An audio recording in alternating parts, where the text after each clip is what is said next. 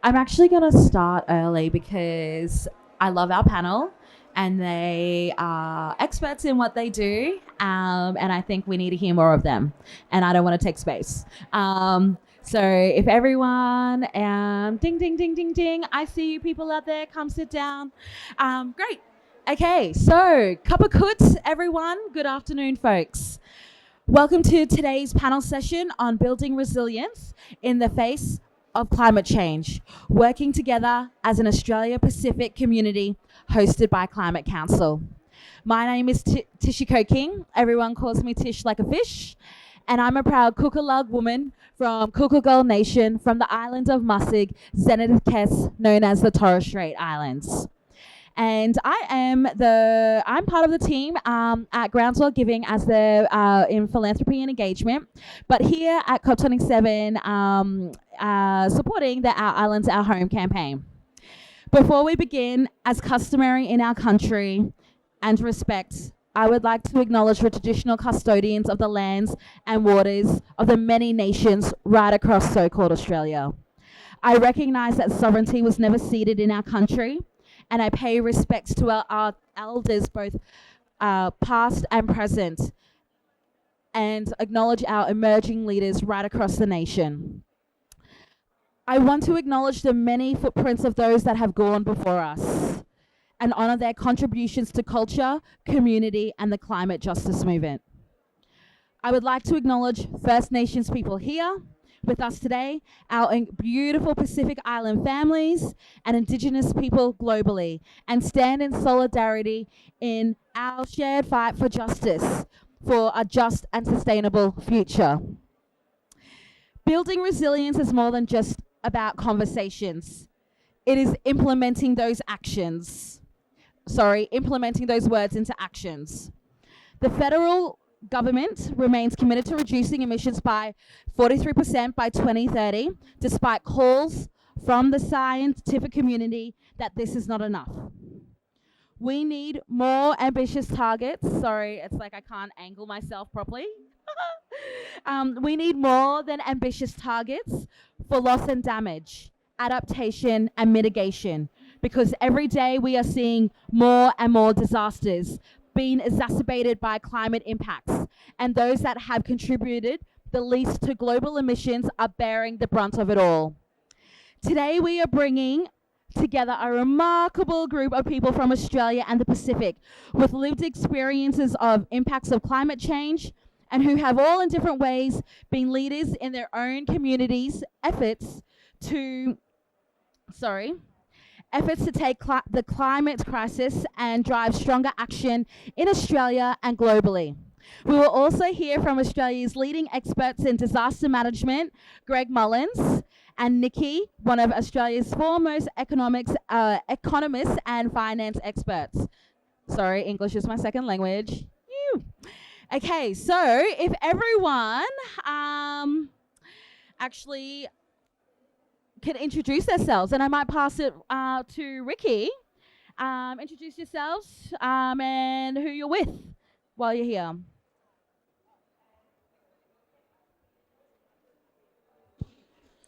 Can everybody hear me? Okay, first of all, I'd like to acknowledge Tish. Thank you for the welcome. Acknowledge also my brothers and sisters, my First Nations brothers and sisters here that are here today, and also the uncles that are here today too. I want to acknowledge you.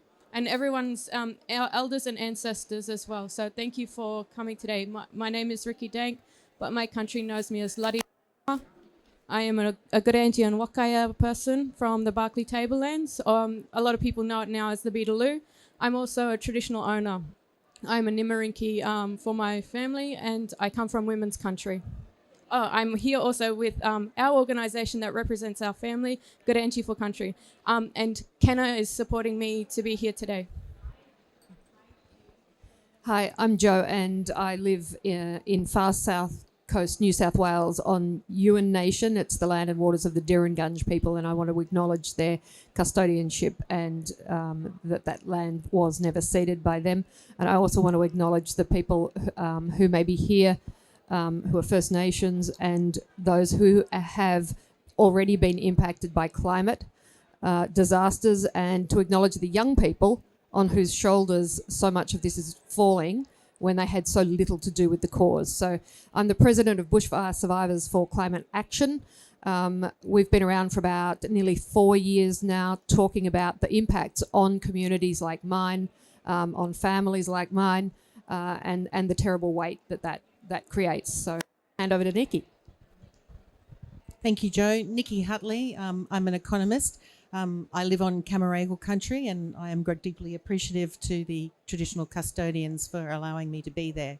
As I said, I'm an economist. I work as a private consultant, but I'm also a councillor on the Climate Council, and in that capacity, that's how I'm here today. Thank you, Nicki. I also just want to start by echoing the acknowledgements that have been made. I acknowledge all the First Nations and Indigenous people who are present in this room, to Uncle Paul and to Uncle Pabai who are here. I pay my respects to all of you, to your cultures, to your songs, to your storylines, to everything that we share and the fight that we're both here for. My name is Joseph. I'm with 350.org Pacific and the Pacific Climate Warriors. I'm Tongan, but I do live in Australia, in Western Sydney, on the land of the Darug people.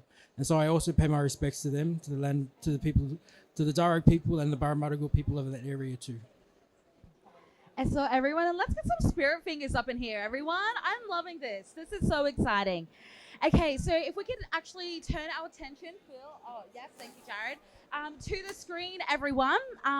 So we're going to hear a message from Greg Mullins. I like to call him Uncle Greg. And for those that don't know who he is, Greg was the former Commissioner of Fire and Rescue, New South Wales, now a climate counsellor, founder of Emergency Leaders for Climate Action, and has 50 years of experience fighting fire and protecting many of our communities.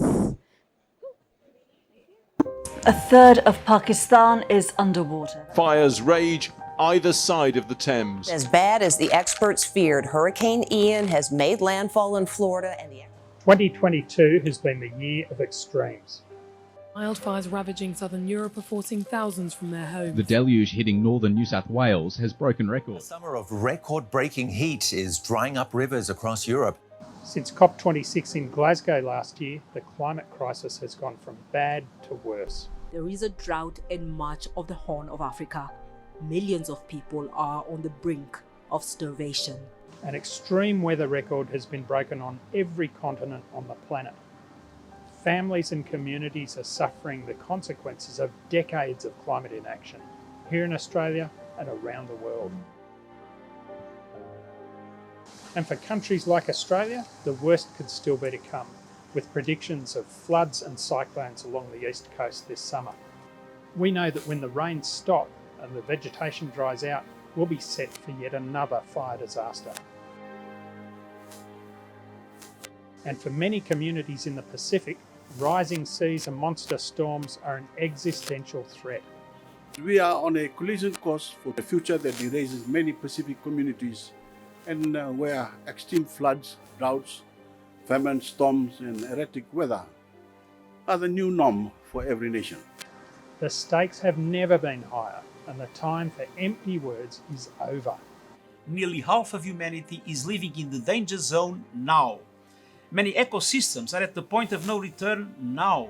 Unchecked carbon pollution is forcing the world's most vulnerable on a frog march to destruction now. The facts are undeniable. Even if all the world's countries meet their current 2030 emissions reduction targets, we'll still overshoot global warming limits. That's a sobering thought. This spells disaster for our planet. And as we've already seen, those countries and communities who've contributed the least to the climate crisis are paying the most. Families have been displaced across Pakistan, but the people that have been worst affected are the poor, people who had very little to begin with. We are facing a catastrophe that is simply colossal. It is very clear that this is climate related. Wealthy nations have a responsibility to help other nations to prepare for, adapt to, and protect themselves from accelerating climate disasters. Countries must go well beyond what they've currently committed to and act faster during this make or break decade to ensure a survivable future. This COP is Australia's chance to show the world that we're back in the climate race, to to step up and show climate leadership on the world stage and to make up for a decade of climate inaction. We need to put our money where our mouths are and take meaningful action, move beyond fossil fuels and invest in resilient communities here in Australia and in our region. So our message to global leaders is simple. Show leadership because what you do today matters. The world is watching. We have no more time to waste. Wow. A third of Pakistan is... So, while we are here at COP27 and we're entering the closing days, it's actually time now that we hear from people who are working to drive real action to protect communities and country, and who are encouraging Australia and the world to rise to this urgent challenge we all face. We are looking ahead to a possible Australia-Pacific COP. And so today we will be taking the opportunity to explore in a particular what working together as an Australia-Pacific family means. And so I might pass it over to you, Joe. Let's start with you. We know that climate change is the #1 threat to Pacific Island communities, and the Pacific has been very clear in what it needs Australia to do to step up and help ensure its survival. What would genuine cooperation between Australia and the Pacific look like? What would you be expecting now and in the lead up to a possible Australia-Pacific COP? Hello. Thank you for that huge question, which I'm going to try to... Yes, you just do what you need to and I can prompt you if you need. So the possibility of an Australia-Pacific COP, I guess we know now we're looking at COP31, which is about 4 years ahead. 4 years between now and COP31, which is a possibility. By the time we get to that point, we should not be advocating and we should not be negotiating any longer. If there is a Pacific Australia COP, it should be a COP where we are taking global stock take. We should be celebrating the ambition that's happening. We should be well on our pathway to keep global warming to below 1.5. But at the rate negotiations go in these spaces, it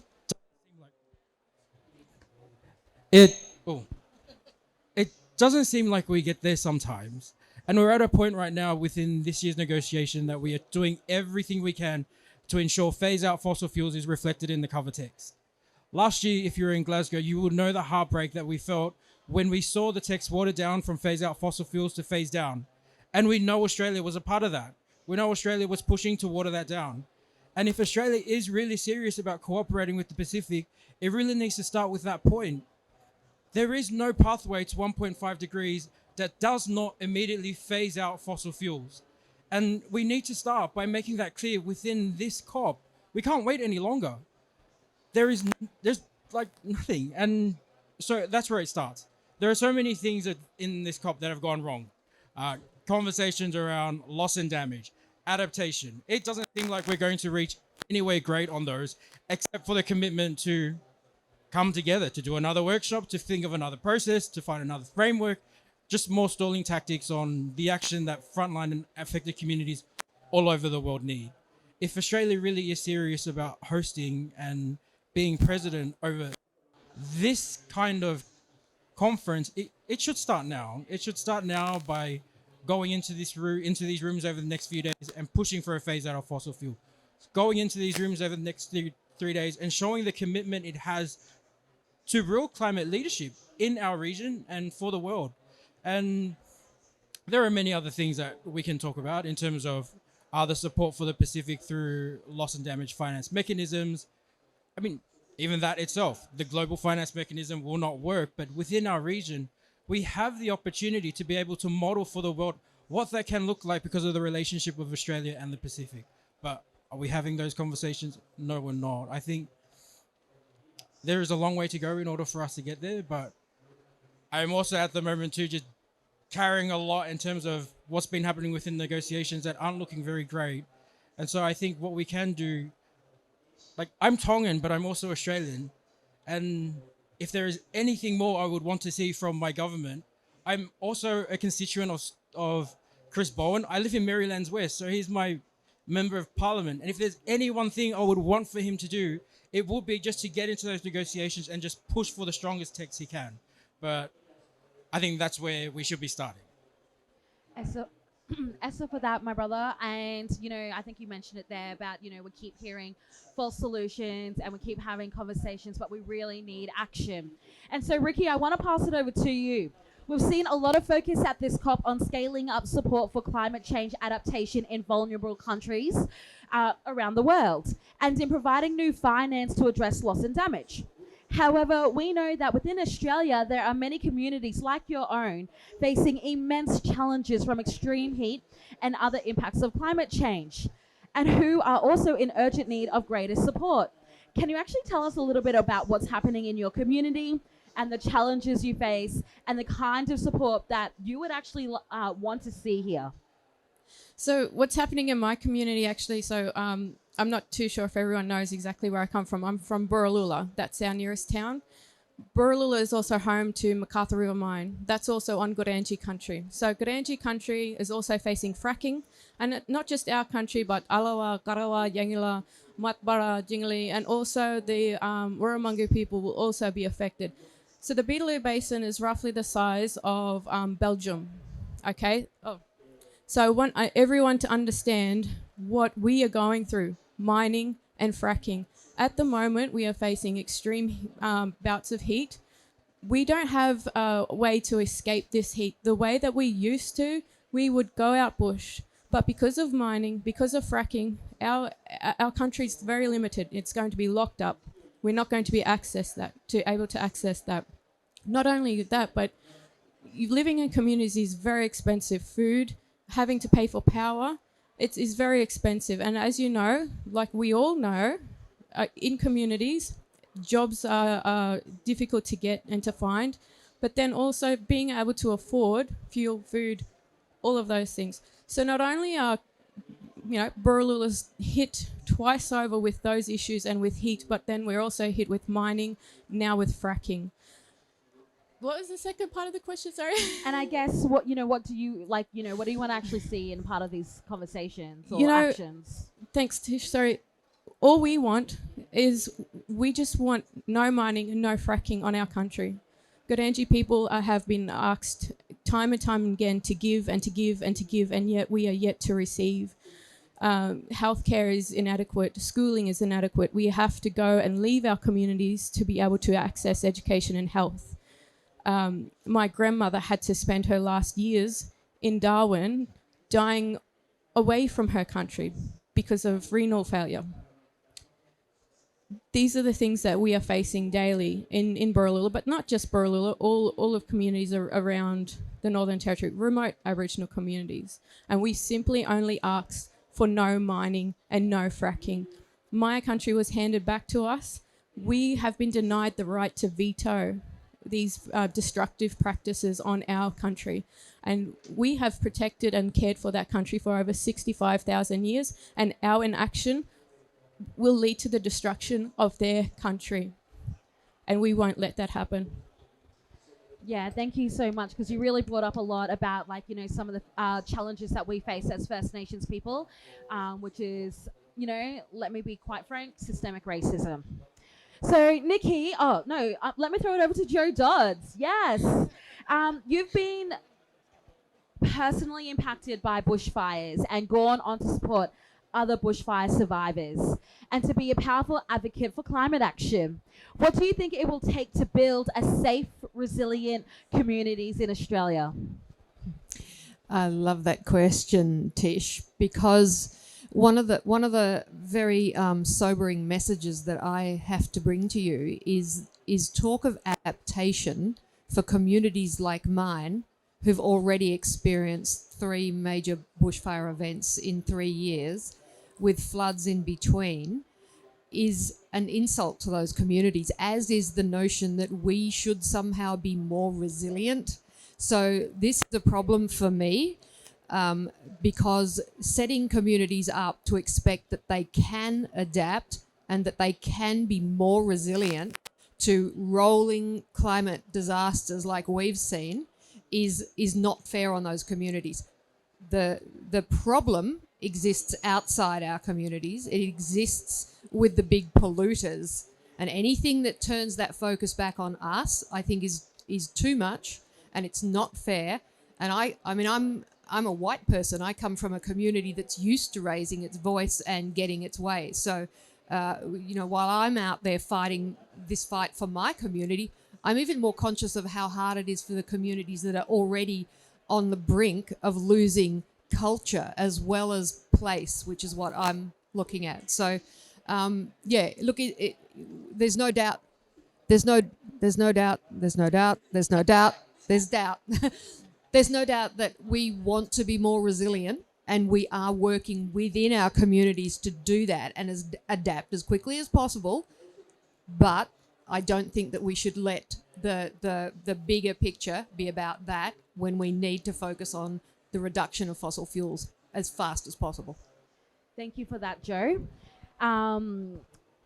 It's really upsetting that you've had to see your community, time and time again, and face this. And so I think that, a lot of the conversation, was meant to be on about, loss and damage. But let's talk about a little bit about finance and send it over to you, Nicki. We know that we need greater and more accessible funding for communities to adapt to the climate impacts of climate change and address loss and damage. We also know that we need to shift trillions of dollars in private investment if we're going to get emissions plummeting this decade. Perhaps you can start by talking about the role that governments need to play.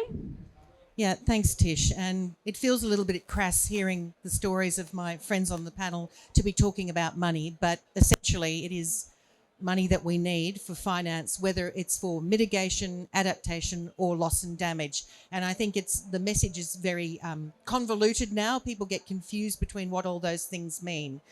We are at a situation where the poorest countries in the world are the ones facing the most damage, and they are least able to adapt to the impacts of climate change, to adapt their economies over, and also to get the mitigation that they need. We heard this morning, if you were over at a World Economic Forum session, that for many developing economies, they are facing cost of capital, interest rates that are 7 times what we see in the developed world. That means that putting in solar, for example, could be double the cost just because of the cost of capital. So there is a failure.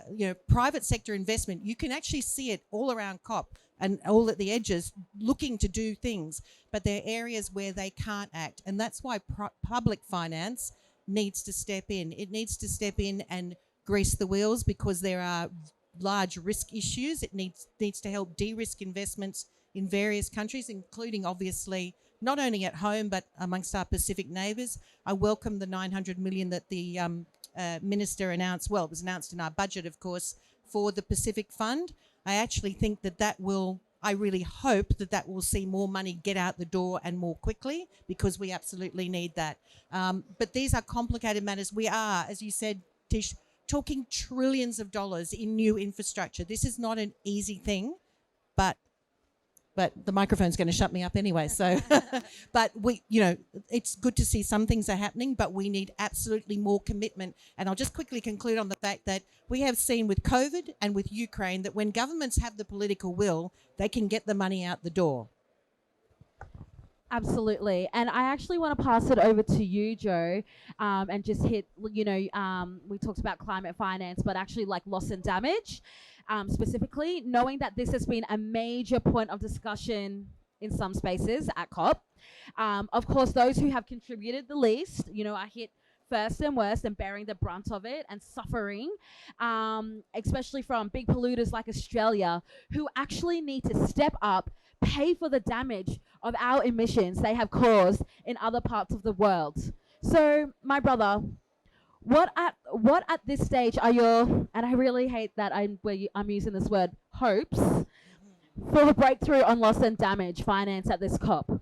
I guess more, what would you like to, envision, and what role are you hoping Australia will play?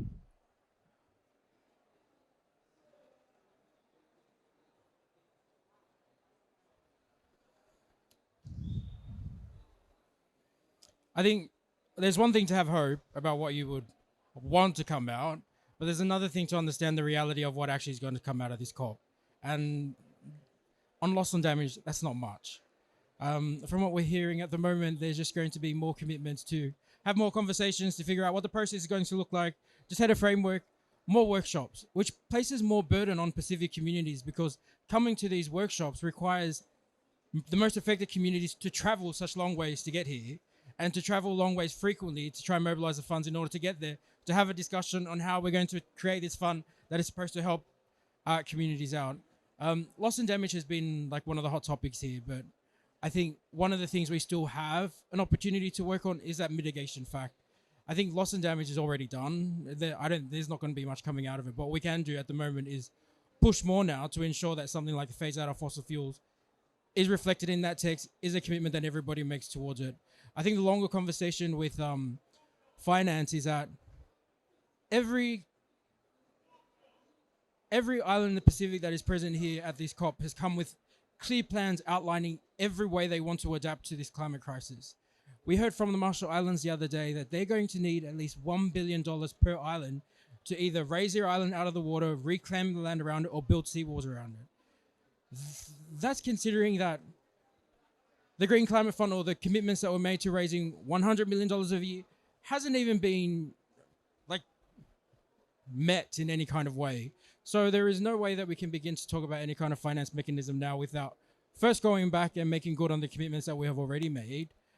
Number one, doing everything we can to mitigate, and then listening to the communities who are most affected in how they're going to need the money and how they're going to need those funds and how we can best support them to mobilize it for them as quickly as it's needed. I don't even know if that answered the question. No, you did. And I think that's it. Like, you know, we've obviously shared and been really vulnerable here. It's been a struggle. It's emotionally and, you know, mentally taxing on us. But we still have to sit here and talk about this and share our stories and continue to relive through our trauma and pain so that people can get it. So, sorry about that. Now let's talk about the problem. You said that we need to, phase out. Yeah, we need to keep fossil fuels in the ground. So over to you, Rikki. Coal and gas. We know that new coal and gas is incompatible with limiting warming to 1.5 degrees and ensuring a livable future, and a future that we deserve. Yet we are still seeing new gas developments approved, including in Australia.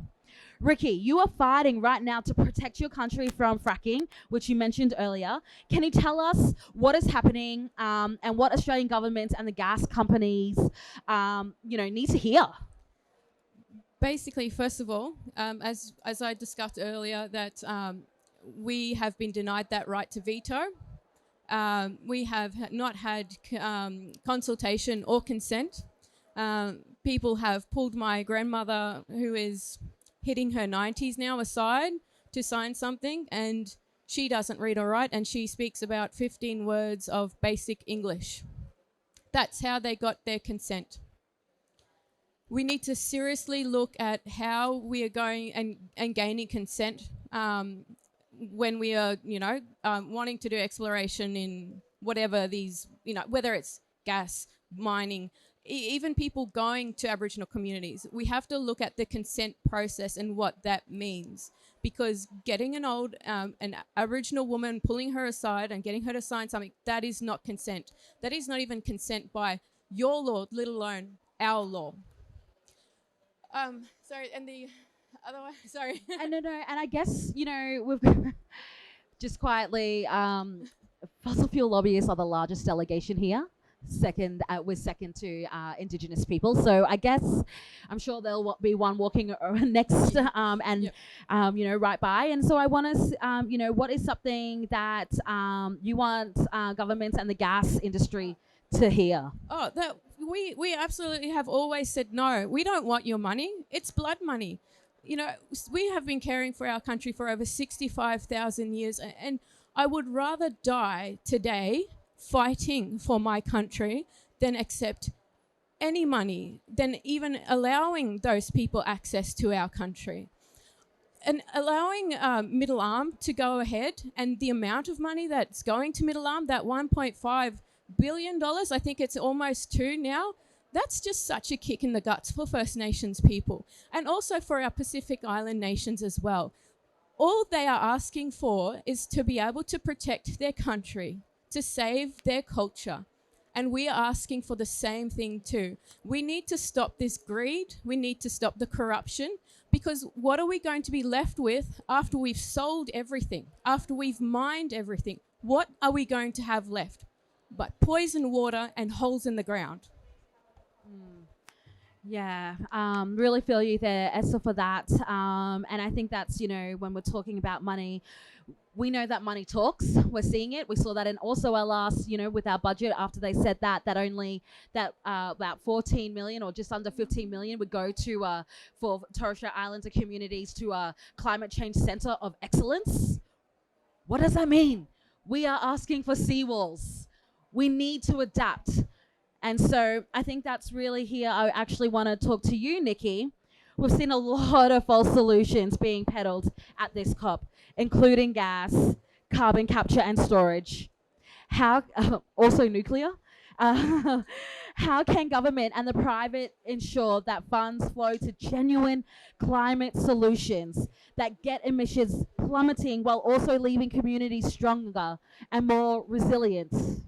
Yeah, thanks, Tish. And further to Rikki's point, it's very frustrating as an economist. The economic evidence is very clear that in, digging up the Beetaloo Basin and drilling for more gas, the equation does not stack up. You can see some consultant has done a report that says it'll create this many jobs or this amount of revenue.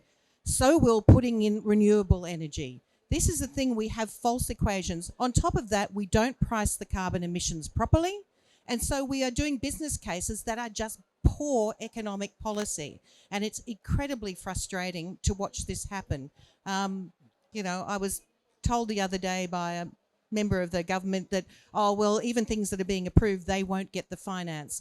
Well, I can point to a particular mine in New South Wales that's just been approved that isn't looking for finance. They've got private equity. So,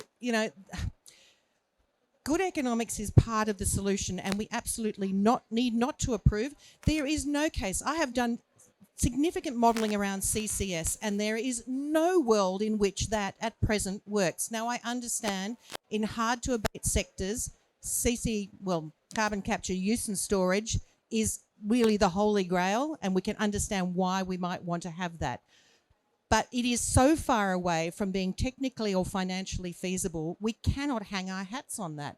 And this is the frustrating thing, is that if you just look at the plain economics of this, it doesn't work. So stop looking at the holy grail of the fossil fuel sector, which is exactly what this is about, and start looking at the solutions that are to hand. And yes, it may be that some of those hard-to-abate sectors we have to be a bit more creative. It's great to see the Americans actually with their giving tax credits for technology investment to try and solve some of these crises. But please, can we just stop with the fossil fuels? We need to wean our governments off this, because they are getting royalties from fossil fuels and from gaming, and they are addicted to these revenues, and we absolutely have to find ways to get them off this addiction.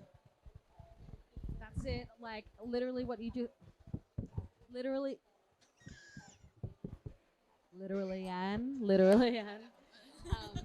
No, I think you actually make a really good point. We need to keep new fossil fuels in the ground, and it doesn't, it's unproven technology that's, we can see that money going back into communities, led by communities that are on the brunt of that. And it's just, it's really confronting, actually. And so, while we have these incredible leaders here, I really wanted to put it out to the audience because there's a lot going on. It's been really overwhelming. We're seeing that there's no transparency from up here coming down to, what is actually being properly discussed. And so, what are some of the questions, or what would anyone in the crowd would like to know? Any questions? Open it up. Don't be shame.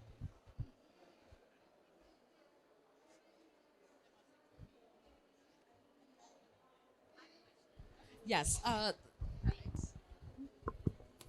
Good, thank you very much, Joe. Look, I totally agree with you, particularly on your point about carbon capture and storage. It's been touted as some technology that's going to somehow enable us to use gas, because of course gas emits CO2 emissions. And I've actually just come from a presentation by SSE, one of the largest electricity distributors, retailers in Scotland, and they were saying that yes, they will continue to use their gas and use carbon capture and storage as if, you know, it's a technology that's with us. So there's a fair number of falsehoods that are being spread still to public that don't understand the lack of progress, particularly with carbon capture and storage. Yeah, thanks. The other thing is that in New South Wales, we actually don't have the capacity to store anyway. We actually don't have sufficient resources. The New South Wales government has been looking into that and mapping. We don't even actually have anywhere if we could. The only way that this, is to get a technology where you reuse and you you find a way to capture and reuse. But again, we don't have that. So it's all very problematic. But if I could just make one more point about the economics of all this is, we talk about, the global energy superpower, and this is fantastic.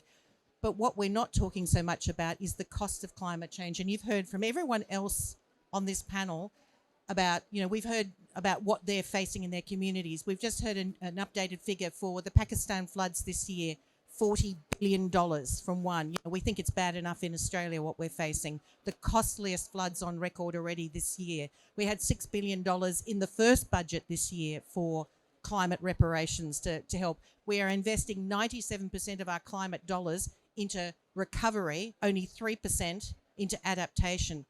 I could go on and on because I love numbers, but and I'm a nerd. But it's just like it is as Antonio Guterres would say, moral and economic madness. Yeah, we really need to stop with false solutions. Sorry. So we really need to stop with false solutions. And Australia is the sunniest and windiest country.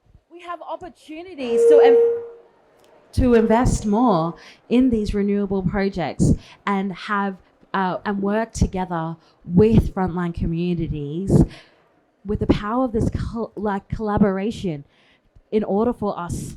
And sharing that New South Wales can't hold that storage, we're continuing to see disaster in Australia where we've got crazy floods right now, ravishing through if people know Australia and New South Wales outback in Wagga Wagga. So maybe if you don't mind sharing, Joe, we saw that in 2019 we saw fires start. We had opportunities to go in and implement or go in and just try and support communities, but we actually saw a lack of, I guess, services to go and support those communities. And so I just wanted to share with the community here what that actually what that looks like and what's been the the outcomes of that. Sure. We in our first fire, the first fire that was in my shire, we lost 69 homes. The second fire that was only 5 months later and burned in winter, we lost 3 more homes. And then 2019 came and we lost, I think, roughly another 500 homes. There are still people living in tents on their land. There's quite a high percentage of people, and I think the average figure is around 30% of people will not rebuild because they're too traumatized or it's too difficult. There's so many reasons. Family breakdown, which is a huge factor. The psychological strain, the trauma, and the exhaustion of trying to get your life back together. If you imagine just for a second what's in your home that you can't bear to lose because it's so personal and so historically significant, or it's a photograph of someone you've lost. There's that stuff. And then there's your passport. And not just your passport, but all the documents you needed to get a passport. All of them gone. So many of my friends went through that situation where your entire existence, other than your physical presence, is gone. And you have to start again. And Jan and John, my good friends just down the road, they're in their 60s. Their son Evan was at home. He's got a serious illness that he was dealing with. When the fire began at the end of our road, they just had to up stakes and leave. And all they had was the car. Jan had a handbag and Evan had his medication. And it's taken them 4 years to get back into their home. The new home is smaller because it has to be, because the gold-plated insurance that they had was not enough to replace the same-sized home, because it's much more expensive to build, because the bushfire attack level rating that you've got to build to, the standard, has increased. And it's increasing for everyone because of the increased climate conditions. So they're the lucky ones. They didn't die. They've got their home back. They're all happily living there in this new space, but 4 years of their lives completely disrupted, and forever after any smoke. We can tell by the colour of the air, like that I know when there's a fire anywhere within 100 kilometres. Like, we're all like meerkats. And when the wind blows, we're all terrified, and we're all popping up, and we're all texting each other saying, what's coming, what's coming. So And we expect that to be our lives now. It's not a disaster that goes into the past and you move away from it. It's a disaster that is behind you and in front of you. And the only time you're not thinking about that is when it's actually on you. So it's life-changing once you get your head around the fact that this is coming for everyone. And I'm just going to throw this in here. You haven't asked me this one, Tish, but I'm going to chuck it in. I wish we weren't measuring the temperature rise as 1 degree or 1.5. Those markers are so big and so much damage is caused. Every micro degree that we go up and every minute that we allow more greenhouse gas emissions means more homes burn, and it means more people drown in the floods, and it means bigger swathes of Pakistan go underwater. And this is something I would love to say to those fossil fuel executives and to the lobbyists who are here in their 636 numbers of them, is you are setting fire to my home. By your lobbying here, you're putting cans of petrol under my home. It's as clear as that. It's very easy to step away from the connection between those things, but that is what is the experience of the people who are impacted, which is all of us. It's not just you're special if you've had a bushfire or a flood. So yeah, we are frustrated. We're furious because we see it going on, and we can see that at the moment, no matter what comes out of this COP, the trajectory is still too high, and my home is going to burn down. That's it. And I think you really sharing that. Thank you so much. Is that, more than any other COP, we have talked about climate justice, of human rights, and of, and really listening to frontline voices. And so I might throw it over to you, my brother Joe. And I really apologize for asking this, but do you feel your voices are being heard?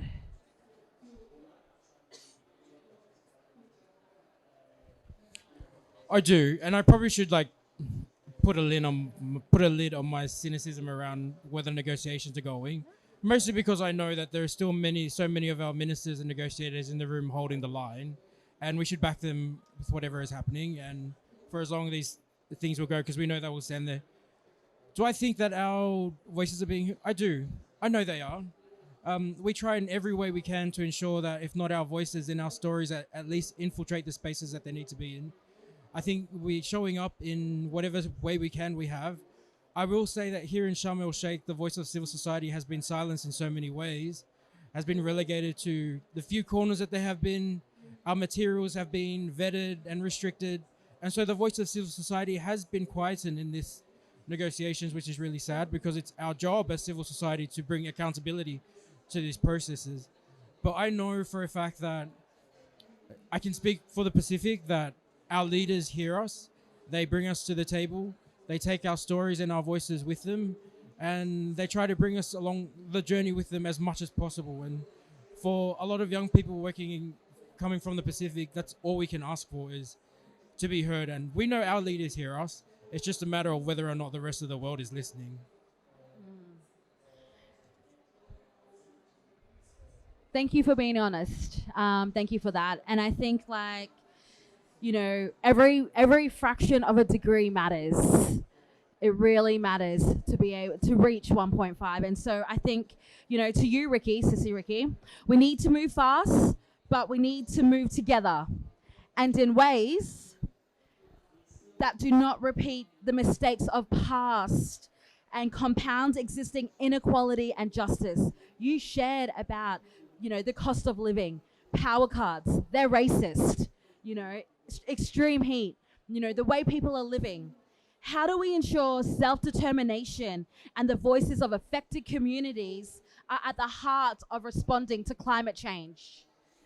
Thanks, Tish. So at the moment, for me, and this is my opinion, there is this voice to Parliament. For me, I would like to see our community members that we vote for heard instead of members that are chosen by the government.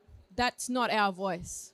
We need to see our representatives up there voicing our opinions. The other way that I think that we can work together and get there and have a climate solution, and we keep talking about these nature-based solutions. One nature-based solution that we aren't talking about is land back. It's a very simple thing.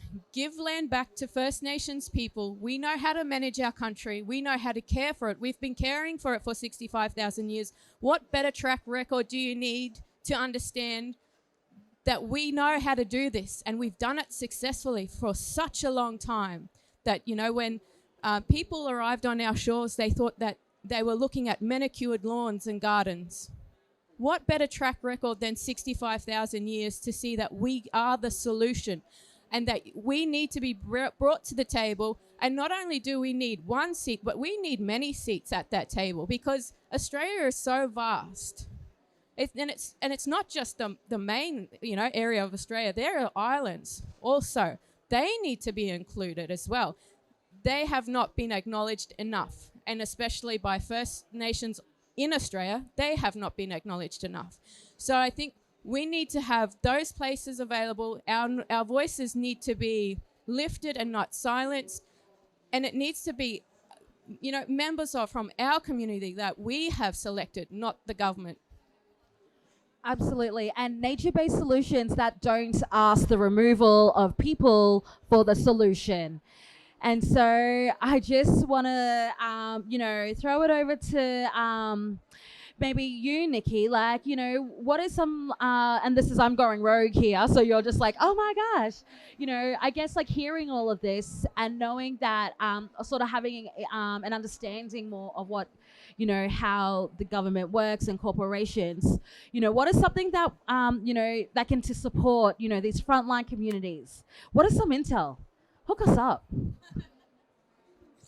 Well, I think it's quite hard because I think in general the corporate sector doesn't actually think at the small scale. They think at big scale, and they don't think remote. They think central business district. So, but we are seeing programs like ranger programs, increasing sort of things to get people working on country, which is, you know, not happening nearly enough. So I know in New South Wales on Crown lands, you know, there's lots of potential there and almost nothing being done at the moment. But at least there is part of the strategy, at least it's part of their strategy is to have greater First Nations engagement to allow that to happen. So it's small steps. And again, it comes back to where is the role for government versus the private sector? Because there isn't always a return on investment. At the end of the day, that's what the private sector is after, a return on investment. And that's fine. Nobody's asking them to do anything other than that. But when the private sector doesn't work, then that's when government has to step in and make sure that these things can, in fact, happen. So we need to get a balance between that. But it's interesting around here that you are seeing the corporate sector, there are opportunities for them. And they do see that, you know, particularly the renewables, when you've got a stable political environment that says, yes, we support climate action, then suddenly they want to invest in those things. But that's not always compatible. I mean, in as much as mining and fracking and everything that's going on is taking over First Nations lands, the same can be said for the renewables sector because it needs lots of space. So we need to make sure that we don't repeat those mistakes. We know that offshore wind creates problems for marine and bird life. We've got to be careful at balancing all these things. And it is a very careful balance of how we best achieve the solutions that we need. But unfortunately, well, no, I'll rephrase that and be more hopeful. Often, no, it wants me to be quiet again. Often, doing the right thing, in inverted commas, environmental, social impact, doing things that create positive environmental and social outcomes generate a great deal of economic return. If we look after our First Nations peoples better, we generate all sorts of opportunities for them that actually benefit every single Australian. It's not rocket science. The same with our environment. We know that in investing in our environment now, we avoid lots of costs down the track, the costs that we're seeing play out at the moment. So I think from the corporate world, it's not necessarily simple, but we do see small examples. And I hope that we're at the beginning of a big nascence of those sorts of opportunities. But unfortunately, there's no easy solutions right at the moment. Yeah, thanks for that. And I should too. I feel like I just rolling corporations under the bus. But, you know, we do want to work together, you know, with governments and with stakeholders because it will require all of us. My uncle here, he's got a question. I would love for you to, yeah, thanks, Jared. Thank you very much, Tish. Just to say a few words to Sister Rick. Yeah, I believe that what you said is very well said, and I know that because you are the landowners. The way they are, we're not here to say because you have your own rights to say that. Now I believe and I just encourage you. My granny from Normanton, I had bloodline towards Aboriginal. Thank you. Yes, we do have the right to say, because you people are there to say that. And I totally agree with you what you said, because I believe and I know it's happening. Because yous need to put a stop point to that. Yous are the landowners for the whole land where you agree upon, and you should take that to the forward and get it done. Thank you very much. So, Uncle, thank you for that. And I think you make a really good point. We are the rightful owners, and it is us that have to do it. And, you know, we need to take in what has been said here and listen about the people over profit. But in order to do this, we also need systemic change. We need systemic reform that is stopping us to veto rights in Australia. And so, you know, I think that's, we've only got a few minutes left, and so I thought I might start with you, Brother Joe. What is something, we've got some really awesome people, like I love that we've filled all these seats. It is awesome, it is deadly, and I love that everyone's hearing our story. Brother Joe, what is something that we can do to support grassroots specific communities and put pressure on our government for solidarity support? Because we are family, we are connected by the one ocean. I would say that maybe actually I would take the time to uplift the leadership of our own leaders in the Pacific. Tuvalu and Vanuatu are the first state parties in the whole entire world to call for a fossil fuel non-proliferation treaty. That is awesome. We know that if there is going to be a pathway towards 1.5, then it's not going to be without phasing out of fossil fuels. And these treaties are important for that. What we can do is to push our own governments in order to sign up to these. Something that Australia can do. Signing up to the Fossil Fuel Non-Proliferation Treaty is a sign not just for Australia to be to take the call of the Pacific seriously, but to take the climate crisis seriously and move us beyond that.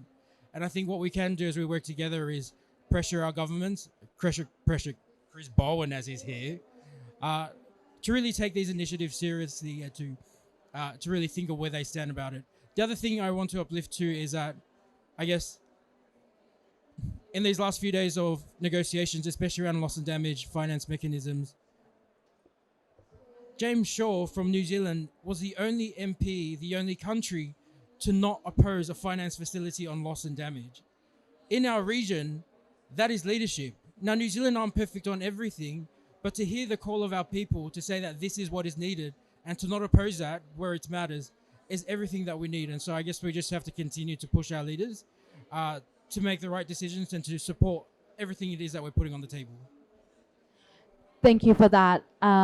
Is there an action that we can do or an ask that the crowd can do right now? Or, you know, can we sign a petition, donate? What can we do?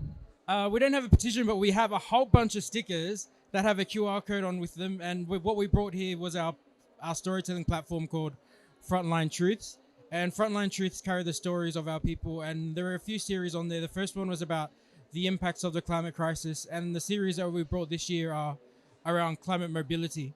And so what we thought we would do coming into COP this year was gift the negotiations with our voices and our stories, and we've done that through our Frontline Truth platform. And so if you can, stick it somewhere where people can scan the code.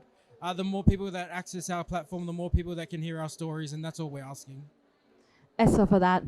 Nicki, do you have some, what can we do to put pressure on, private sectors, or what can we do to help support, more conversation and really ramp up loss and damage and really, go from there? Look, every individual, by your decisions, puts pressure on the corporate sector, whether it's the products you buy, where you invest, where you bank. And one of the most powerful things you can do is to make decisions that reflect your core values. Sometimes that's kind of hard because there's not necessarily an entity out there that does it, but there are lots of great corporations out there who are trying their hardest to live up to the right sorts of values. So I just say, this is why I love my friend Nat Isaacs, from 1 Million Women, who's got to go off to London all of a sudden, but giving you the power to make those decisions. We can lobby, we can vote, we can lobby our parliament, but at the end of the day, the choices you make, whether it's through your direct purchases, through as a shareholder, as a customer of anyone, that's probably, put your money where your mouth is, because money does talk, sadly. It does. And divest. Does your bank or your super support fossil fuel industries? So think about that. Are you getting your energy from fossil fuel industries? So have a think about that too on your reflection.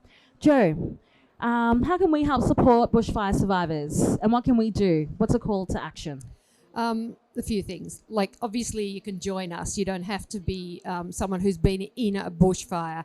If you breathed any of that smoke over those terrible summers, then you were impacted. I've got some pamphlets here and bumper stickers. You can put them on your broom or you can put them on your car, whatever. But I would also say every single one of us has the agency to do something about the problem, and it's about us working together as community and never forgetting that we, even just a single person, can make a massive difference. And that was my learning after my fire, was that just me deciding, I'm going to swear, but I just said, fuck it, I'm going to speak out and see what happens. And a lot happened. And I think when we all use that power and we use those voices, we can help accelerate the change, because Chris Bowen can't do anything without us getting behind him and pushing, because he knows he's got to get elected again to keep doing it. So he's constrained. We're not constrained. We just need to push so that it happens faster. And the divestment is important. If your superannuation, which is probably your biggest investment or maybe your second biggest, if you own a house, you don't want your superannuation invested in something that's going to burn that house down. So get it out of there, put it somewhere sustainable. Thank you for that. And Sissy, Rikki, how can we help Gudanji for Country? There's still a long journey for your community. And so, how can we help support? Yep. Thanks, Tish. First of all, before I get to that, I just want to quickly thank you, Climate Council, everyone on the panel here. It's so lovely to see us lifting each other up. Also, my uncles, thank you for your support, and everyone else here for your support. So thank you. Just be aware of, that there are traditional owners fighting, fracking or mining on their country.